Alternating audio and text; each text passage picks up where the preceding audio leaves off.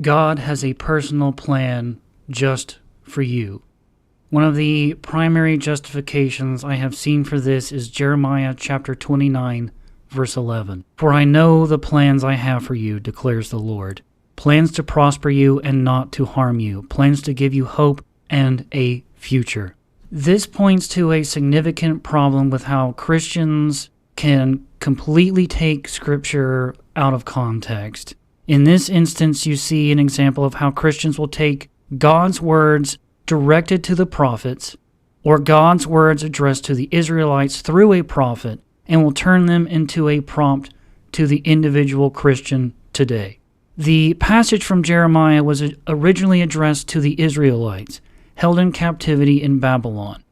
Now, if you want to argue that this verse has a place being applied to Christians as a whole today, I could sympathize with that argument, but to brush past the original nation context here, to apply it to a single individual, is beyond careless. Also from Jeremiah, there is chapter 1, verse 5. Before I formed you in the womb, I knew you, and before you were born, I consecrated you. I appointed you a prophet to the nations. This is Jeremiah recalling what God told him. You must have some ego to cite this in relation to yourself. I have also cited Romans chapter 8, verse 28 multiple times. And we know that for those who love God, all things work together for good, for those who are called according to his purpose. When Christians read scripture like this, they inevitably individualize it. All things work together for good for me, because I have been called according to his purpose. But looking back at the original, who loves God? It's not just you. It's not just you. This verse does not apply to you, separated from everyone else. Psalms 33, verse 11.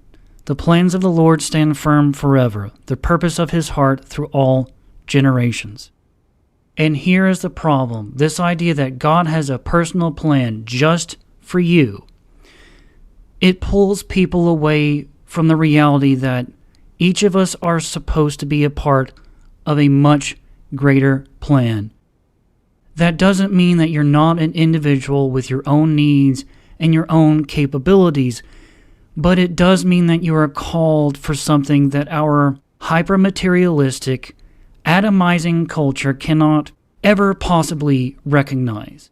In short, God's plans are not just about you. And I will leave it at that. I hope to see you again next time.